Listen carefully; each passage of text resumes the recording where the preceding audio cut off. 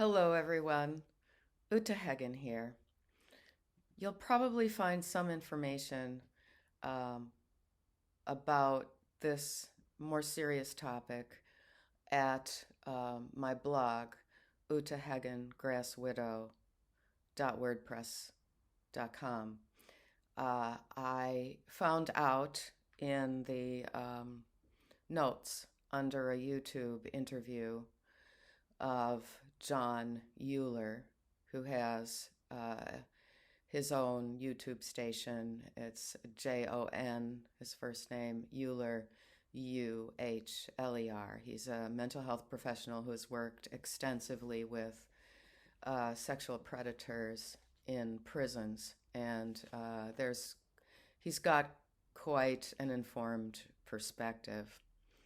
Uh, and in the notes under that particular interview, I think it was just yesterday, I wrote something about being a trans widow, and I've since made contact with him, and I will be interviewing on his channel probably next month.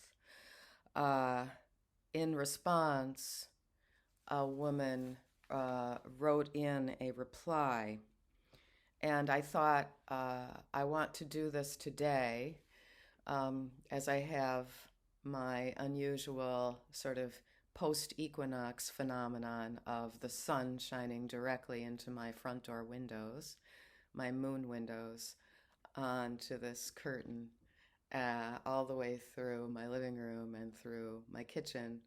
And here is this curtain I made to keep it warmer in here because there's a big double window. And I just thought this is a little bit of a spiritual setting with this. For me, it's only a few days that the sun is so low and comes through like this. And so now I know about two trans widows who killed themselves. I knew about the first one back in, I think it was 1992. I came into contact with the daughter of a man who in his 50s had done these surgeries. At that time, that would have been in the 80s when he did it, she was able to refuse to call him mom, which he wanted. And she said, I'm just going to keep on calling you dad. Oh, we have some clouds, so that light is ephemeral and fading. We'll see if it comes back. And she told me about her situation where her father did this transition when, this euphemistically called transition, when she was 16.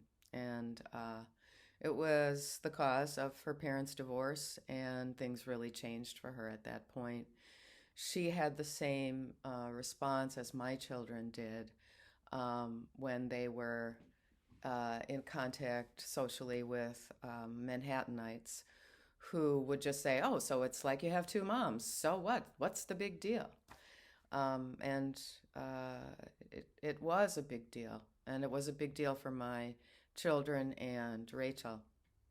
So she told me about a woman in Queens whose husband started cross dressing and made his announcement to her that he intended to become a woman and they were going to be a two mom family now. They had little children, like a toddler and a 6-year-old. And she killed herself. That was in Queens. And it would have been in the very late 1980s or around 1990.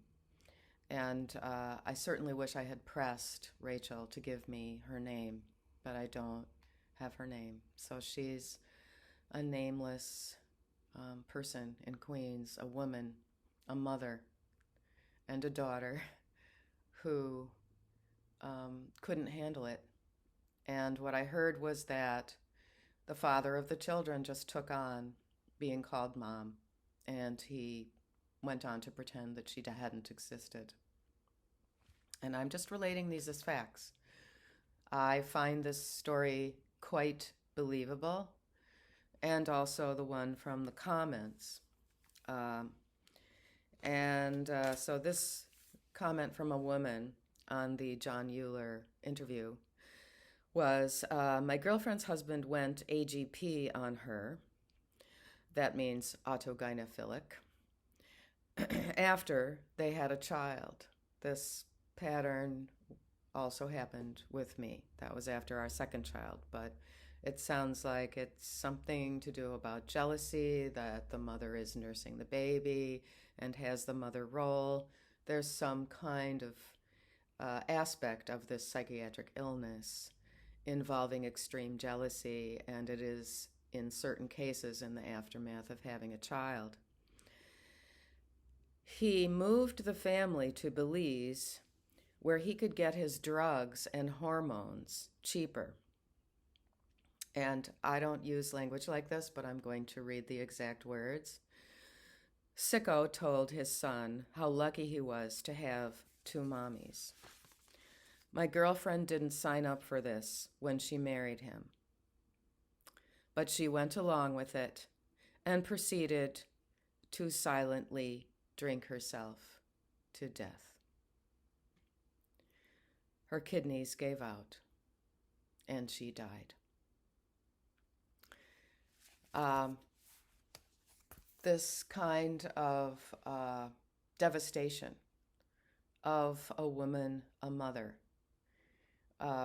it hits all of us. I had one moment when I walked to the middle of the Brooklyn Bridge, and then I thought about the people driving where the traffic goes below me, and how there might be a traffic accident if I jumped, and how some diver looking for my body might have an accident and it could affect him. And also my parents were alive. And so I picked up my backpack and I walked myself back home to Ocean Parkway, the middle of Brooklyn. And I'm sure that anyone who is in emotional distress might have these thoughts. And the way that you solve them and do the right ethical and moral thing is you focus on the other people who depend on you and complete strangers whose lives also matter.